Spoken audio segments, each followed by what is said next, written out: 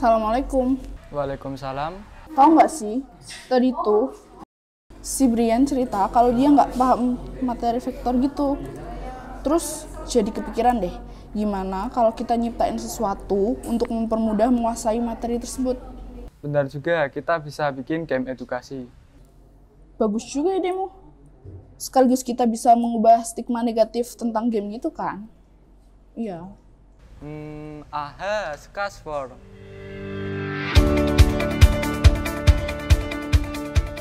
Assalamualaikum warahmatullahi wabarakatuh. Perkenalkan, nama saya Muhammad Ariel Alfaris. Saya Zahra Nursitasari. Kami dari SMA Negeri 3 Pekalongan. Finalis Kopsi 2020. Dengan judul Permainan Papan Skasfor berbasis pembelajaran peluang dan vektor.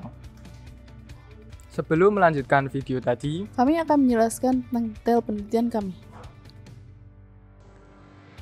rumusan masalah dalam penelitian ini adalah: pertama, bagaimana cara membuat permainan papan skasfor berbasis pembelajaran peluang dan vektor. 2. Bagaimana cara memainkan permainan papan skasfor berbasis pembelajaran peluang dan vektor. Selanjutnya, tujuan penelitian ini adalah mendeskripsikan cara membuat dan memainkan permainan papan skasfor berbasis pembelajaran peluang dan vektor. Penelitian kami memiliki 3 tinjauan pustaka. Yang pertama, permainan papan. Menurut Mike Scorfiano, permainan papan adalah permainan yang ditempatkan, dipindahkan, atau digerakkan pada permukaan yang telah ditandai atau dibagi-bagi dan memiliki aturan. Kemudian, peluang dan vektor. Kami mengutip dari beberapa ahli, yaitu Slamet Supardi dan Holidin, yang kami simpulkan jadi berikut.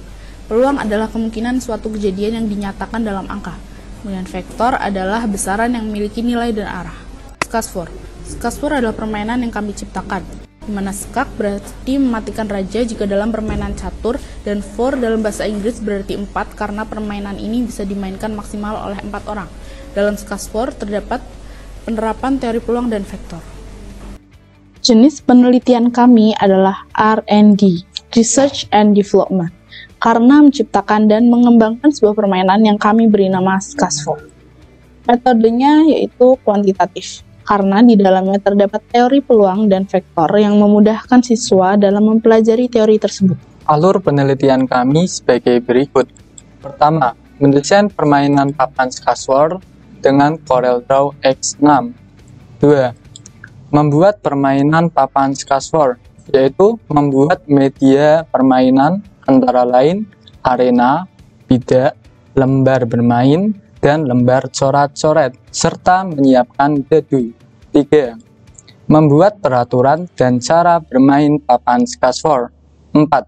Penguji cobaan permainan secara langsung untuk memperoleh data dan dianalisis. Ya udah, kalau gitu nanti kita langsung konsultasi aja sama Bu Ayu. Baiklah.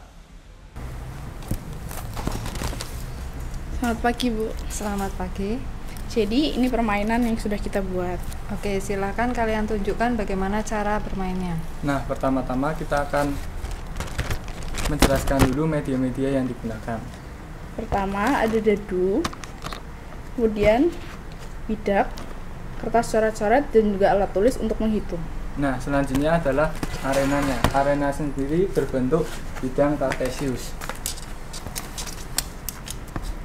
Berikut ini cara bermainnya, Bu. Pertama, kita tentukan mode permainan. 1 versus 1 atau 2 versus 2. Jika 1 versus 1 merupakan individu, 2 versus 2 merupakan kelompok yang terdiri dari 2 orang. Selanjutnya, menentukan urutan pemain yang disesuaikan dengan nomor bidak. Bisa dengan cara switch. Untuk mode permainan 1 versus 1, bidak yang digunakan adalah bidak 1 dan 2. Pemain akan mendapat 1 bidak dengan 4 nyawa. Setiap nyawa diartikan dengan warna. Hijau 4 nyawa, kuning 3 nyawa, merah 2 nyawa, dan merah muda 1 nyawa. Setelah itu, bidak berada di posisi sebagai berikut.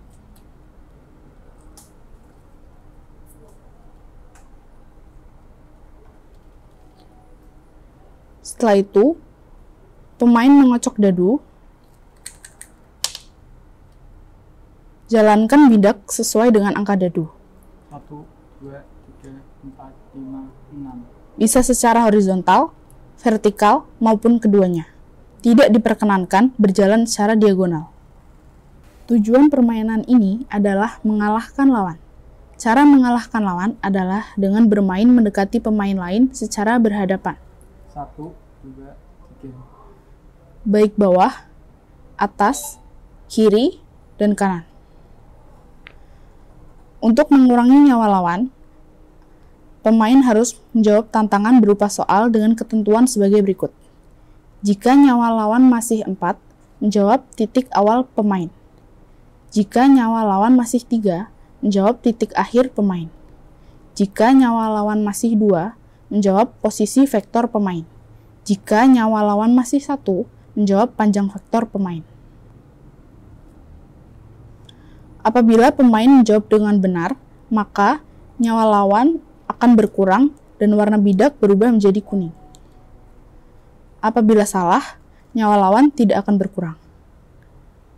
Siapa saja yang bisa bertahan sampai akhir, baik individu maupun kelompok, dinyatakan sebagai pemenang.